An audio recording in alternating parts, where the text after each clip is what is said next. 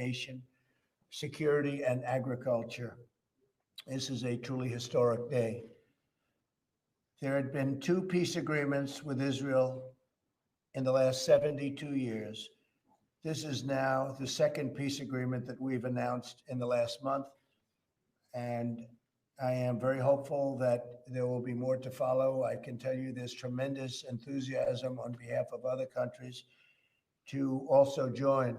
And we think ultimately you'll have most countries join, and you're going to have the Palestinians in a very good position. They want to come in. They're going to want to come in because all of their friends are in. But we have tremendous enthusiasm for coming into the deal. I want to thank the group of very talented people behind me, and you're going to be hearing from them in a second. But it's just a very historic day, a very important day, and so interesting that it's on 9/11.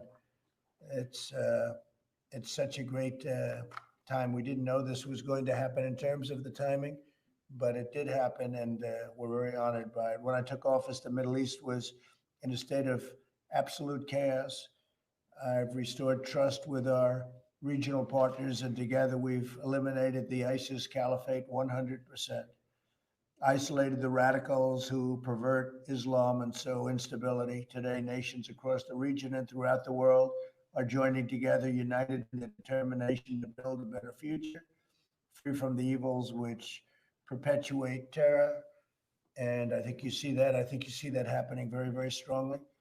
I also spoke with King Solomon of Saudi Arabia, and we talked about this. And he's a great gentleman, and what they've done in terms of fighting terror is a much different ballgame than it was before we attained this office. The fact is that Saudi Arabia was doing things that they're not doing anymore, and so are other countries and neighbors. They are doing things that they just would never have done. Their levels and their all of the things, all of the many elements of fighting and hate, they seem to be evaporating, and we'll find out very soon, but they seem to be evaporating. So things are happening in the Middle East that nobody thought was even possible to think about, and that's what's going on right now. Bahrain has agreed to join Israel and the United Arab Emirates and by the way, I want to thank Mohammed, who is a great leader, a truly great leader,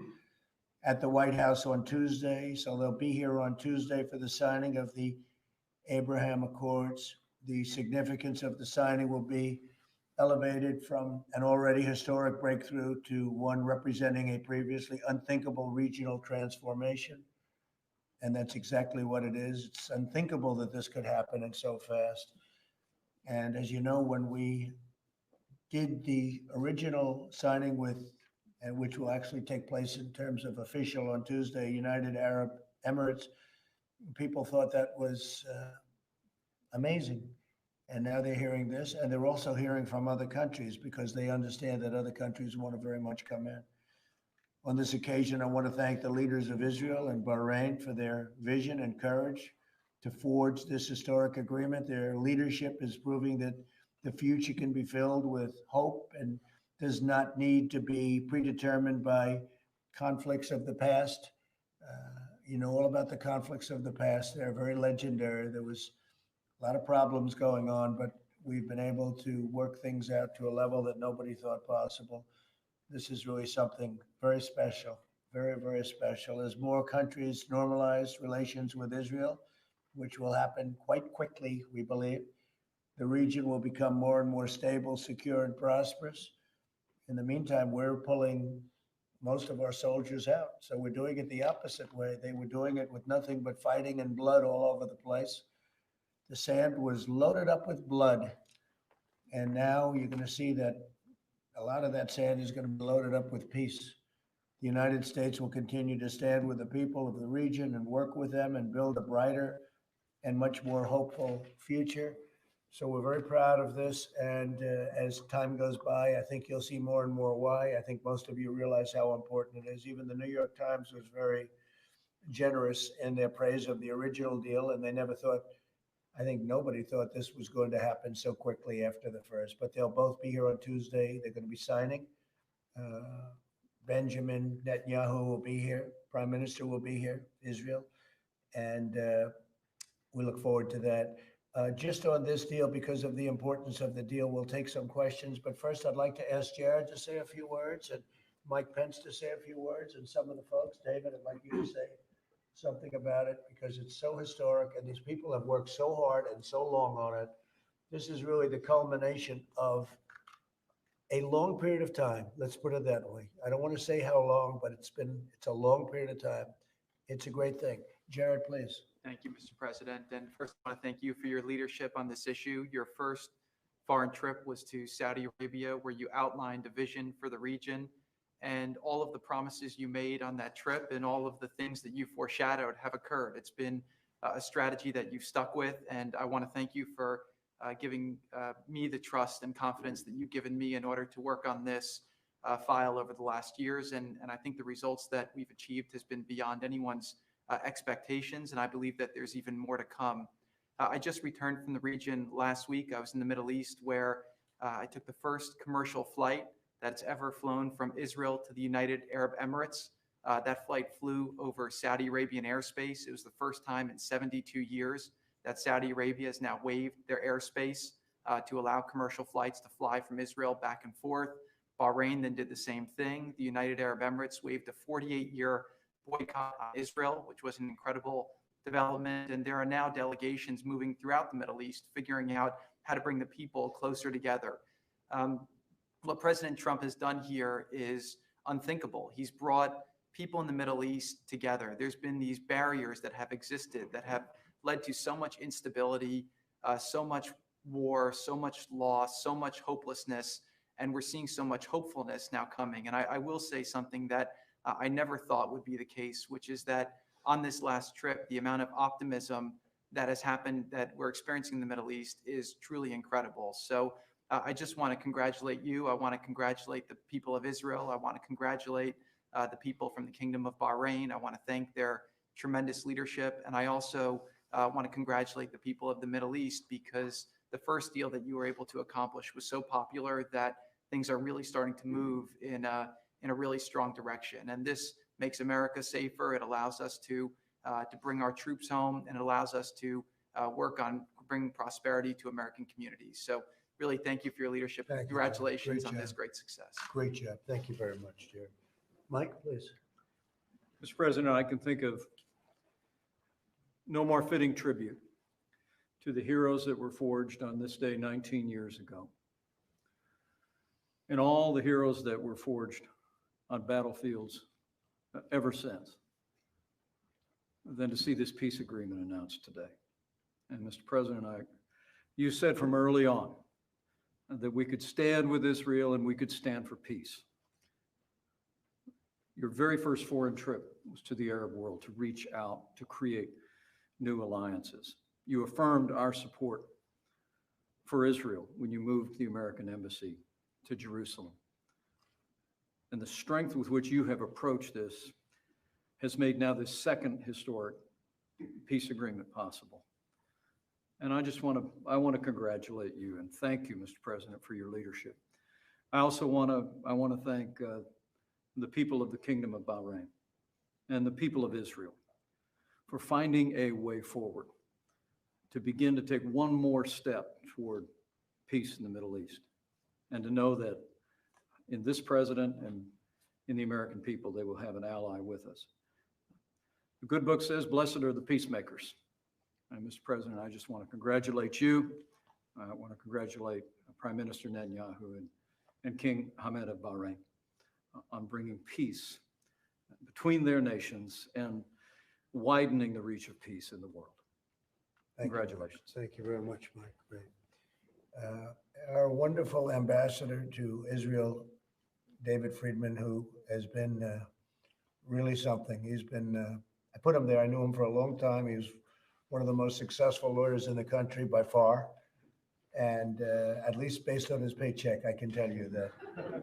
And he's a great lawyer. He's a great talent and a great deal maker. And I put him there for a reason. I put him there to get it done. I said, just don't be a regular ambassador like so many are. Just get it done. See if you can bring peace to the Middle East. David, please. Thank you, Mr. President, and I will always be indebted to you for giving me that honor. It's one that I hold extremely dear. Well, as you know, Mr. President, people have thought about the Middle East for the past 100 years or more as a place of violence, of hopelessness, of suffering, of war. What we're seeing real time in this room today and last month, we're seeing the paradigm of the Middle East completely change. The world is turning in a very positive way.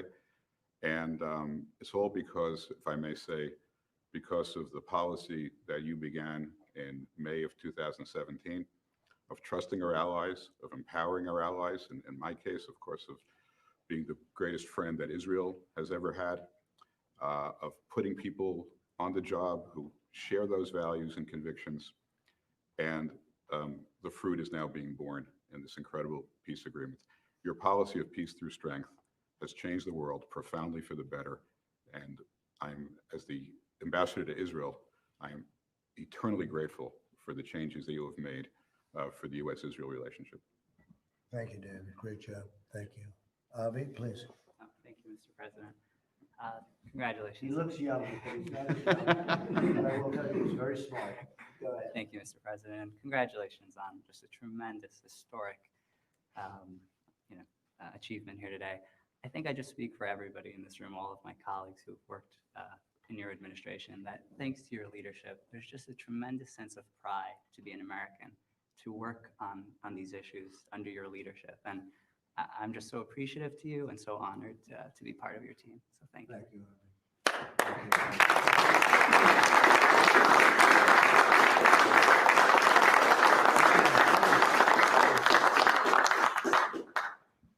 Mr. President, I think historians will look back on these two peace agreements as the beginning of the end of the Arab-Israeli conflict. And you talked about the journey to get here. And I remember I heard you pledge when you were in Riyadh and when you were in Israel. You pledged that you would strengthen America's friendships and to build new partnerships in the pursuit of peace. And you kept that promise, and we see that very clearly today. Rather than appeasing America's adversaries in the region, you recruited America's allies. And you focused on shared interests and shared threats. But you also asked them to shoulder their part of the burden and to fulfill their end of the obligation. Nations rallied behind it. And as a consequence, the foundation has now been laid for great things in the coming years. Great. Well said. Thank you very much. Would you have anything to say? Mr. President, on behalf of soldiers, sailors, airmen, and Marines, thank you for your bold leadership and Sheikh Mohammed's bold leadership, Prime Minister Netanyahu's bold leadership, King Hamad's bold leadership, Sheikh Mohammed bin Zayed again. Your bold leadership, what we've tried for the last 100 years, has not worked. I think it's very fitting that on September 11th, we honor those special operators that we buried and lost with peace. And this is the way to beat terrorism at the end of the day. So we're honored and privileged, and thank you for your leadership. Well, they had a lot of bad thinking, a lot of bad concepts, a lot of things that I never thought were going to work. These were the ones that we were relying on to make the deals, and they wasted 35 years. They wasted many, many years. And they're the ones that have been critical of us. And look what's happening now. They're all of a sudden saying, I think they made a mistake. They're all saying that about themselves. So I just want to thank this group in particular for staying here and helping us out and doing things that nobody thought could have happened. And under the old concepts of national defense or whatever category you want to put it under, that wasn't working, and it was never going to work. And we changed things around very drastically, and then we started to negotiate. And the good news, and I look at David because you know it, you see it, you hear it. The good news is we have many other countries now in the Middle East that want to be in this, and that means peace, because they're tired of fighting. You know, they can fight, and they're all great fighters, and they're warriors. But even great warriors get tired of fighting, and they're tired of fighting. And I can see things positively happening with Iran ultimately. I think that can all work out very well. And I think that so many great things are going to happen. And then we can also discuss the Palestinians. I think the Palestinians are going to end up doing something that's going to be very smart for them. And all their friends are coming into this, and they want to come into it. They want to come into it very badly. And I can see a lot of good things happening with respect to the Palestinians, which would be really wonderful. Whether you were on their side or not on the side, people want to see it all brought to an end and brought to an end quickly. So that's going to be very important. But this is a very historic day. Would anybody else like to say anything? Please, go, please. Mr. President, I just want to thank you and Ambassador O'Brien for giving me the opportunity to serve on the National Security Council staff and be part of something historic and be part of a team. Avi and Jared are tremendous leaders, and the opportunity to work with them to do something important has been the highlight of my life. And thank you for letting me do that, sir. And you've been doing this for a long time. You never saw anything like this, right? No, sir. We take a little bit of a different approach. Anybody? Please, come on, my friend. Mr. President, 19 years ago today, my father and I almost got caught in the crosshairs of that first jet that hit the Twin Towers. That event changed the course of my life. It led me to become a United States Marine, which led to other things that brought me through a strange path here. I want to thank you for the leadership you've shown. Walter Russell Mead recently wrote, he was quoting Churchill, who once said he got a bowl of pudding. He said, "Take it away, it has no theme." There's now a theme emerging in the Middle East. And it is the theme of what is possible from peace through strength, from not appeasing our enemies and holding our allies and friends close. So congratulations, sir. Thank you very much. And this is a very, very big day. Very, very big day. Would you like to say something? Yes, sir. Like Matt and many others, 19 years ago, within a month of the attacks of 9/11, I and others were conducting operations in Afghanistan. As General Correa pointed out, it's a privilege to be in different historic circumstances today, to be part of a tremendous team with an outstanding leadership. All of it possible, sir, because of your vision, because of your leadership and the relationships of everyone in this room. It's an enormous opportunity. It's something that no one can imagine, but it's an enormous privilege, and I'll always be grateful for it. So congratulations to you, sir, and thank you to you and everyone else here. Well, it is an honor to have worked with all of you. You're really talented people, incredible, and you are willing to be flexible. The word flexible is a very important word because we weren't going by the old standards and norms. We were going by standards that can get things done, but not only get them done in a much better way. And this is just the beginning. A lot of things are happening, and they're happening very quickly. People want to be involved, and they want to be involved. For the first time, I think some of you have told me the first time ever that you've ever seen anything like this, where they're rushing into an agreement. They want to be involved. They're tired of fighting, as I said. They're tired of fighting, no matter how they are, no matter how great a warrior they are. And you have some great warriors. I know most of them, but it's time. Thank you all very much. Thank you.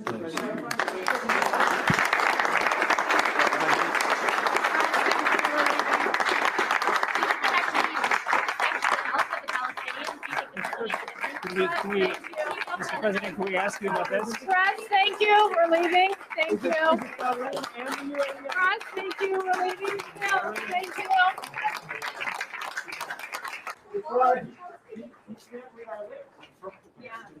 Oh, yeah, I'm sorry. No, you're good.